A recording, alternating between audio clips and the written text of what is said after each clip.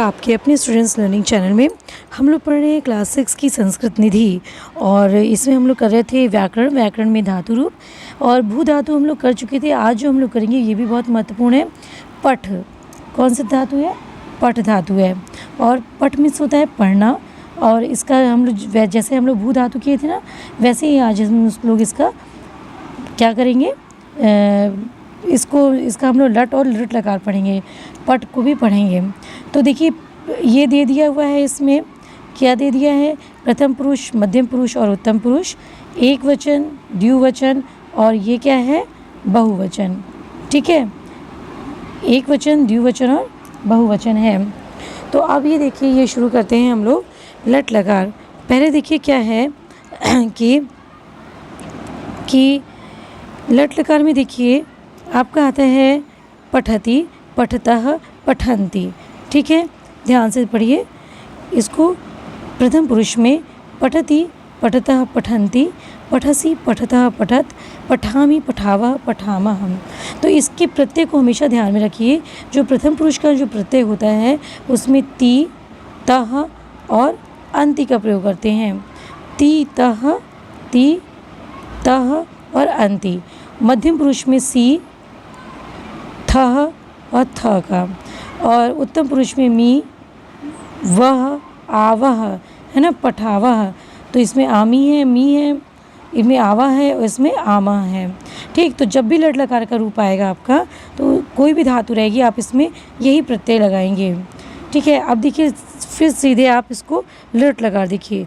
लट लकार में देखिए पठिष्यति, पठिष्यतः, पठिष्यन्ति, पठिष्यसि, पठिष्यतः, पठिष्यत, पठिष्यामि, पठिष्यावः, पठिष्यामः। देखिए बिल्कुल सेम ही है, बस इसमें श लग गया है ना, ती प्रत्यय है साथ में। और ती, तः, अंति जैसे लट लकार में था, सी, थ जैसे लट लकार में था मध्यम पुरुष में, और आमी, आवा, आमा जैसे उत्तम पुरुष में था लट लकार में।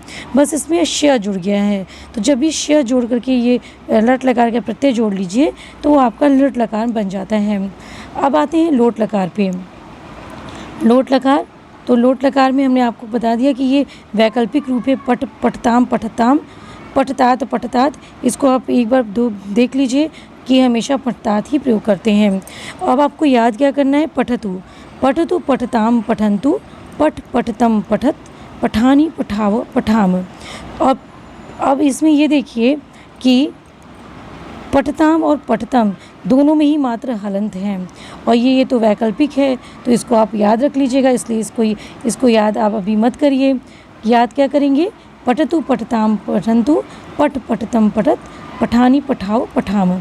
तो ये बस लोट लकार में इन दो में ही, प्रथम पुरुष के द्विवचन में और मध्यम पुरुष के द्विवचन में ही हलंत लगा है। क्या लगा है? हलंत लगा है। इसको आप याद रखिएगा। अब ये देखिए लिंग लकार। अब आता है आपका लिंग लकार। लिंग लकार और लंग लकार आपका लगभग सेम है। ठीक है, कहाँ कहाँ आपको सेम तो नहीं है, लेकिन कहाँ कहाँ आपको विसर्ग और हलंत का ध्यान देना है, ये सेम है। पठित, पठित, पठिताम, पठेयुः, पठे, पठितम, पठेत, पठेयम, पठेव, पठेम। तो हमने कहा था आपको बंदूक बनाने के लिए ना, तो देखिए बंदूक बना लेते हैं हम लोग। तो चलिए ये देखिए, ये ऐसे ऐसे ऐसे, फिर ऐसे ऐसे, फिर ऐसे ऐसे, ये बन गया आपका बंदूक। तो इसमें बंदूक में क्या है? पहले हलंत, फिर विसर्ग, फिर हलंत, हलंत, हलंत, फिर विसर्ग, फिर ये विसर्ग। एक बार फिर से देखिए, हलंत, विसर्ग, विसर्ग, हलंत, हलंत, हलंत, फिर विसर्ग। ये आपको याद रखना है। ठीक है, मैं बोलती भी जा रही हूँ, तो यदि इसमें ना आ रहा हो तो आप उसको याद रखिए।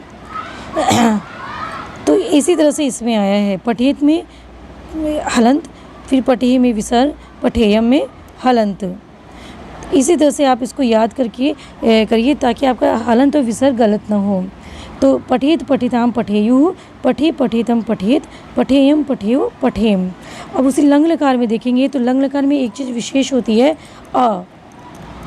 अ लग जाता है लंग लकार में। अपठत, अपठताम, अपठन, अपठः, अपठथम, अपठत, अपठम, अपठाव, अपठाम। और सेम चीज़ हलंत और विसर्ग का इसमें भी है प्रोसेस। क्या है देखिए, ये आपका बंदूक बना,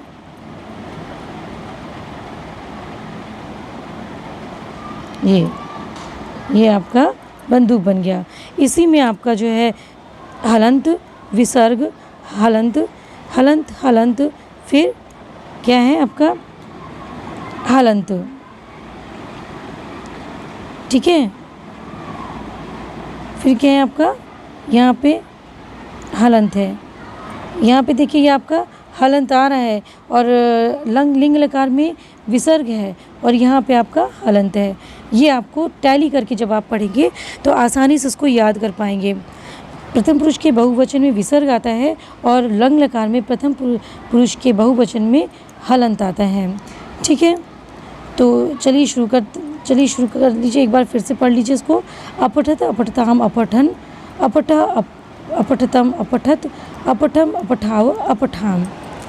ठीक, तो दोस्तों उम्मीद करते हैं कि इसको आप टैली करके पढ़ेंगे, पहली चीज़। और दूसरा, ये स्ट्रिक को हमेशा याद रखेंगे कहाँ हलंत लगा है और कहाँ विसर्ग लगा है।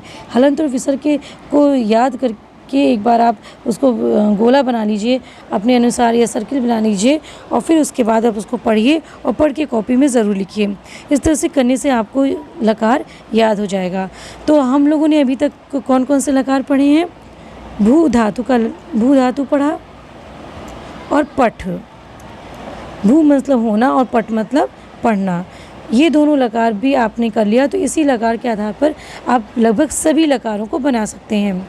ठीक है, तो दोस्तों मिलते हैं अगले वीडियो में अगले लकार के साथ में। बहुत कुछ अंतर भी होते हैं, तो हम लोग आगे जो पढ़ेंगे कुछ अंतर भी होंगे, तो उन अंतरों को भी देखेंगे साथ में। तो मिलते हैं दोस्तों अगले वीडियो में अगले लकार के साथ में। तब तक के लिए नमस्कार।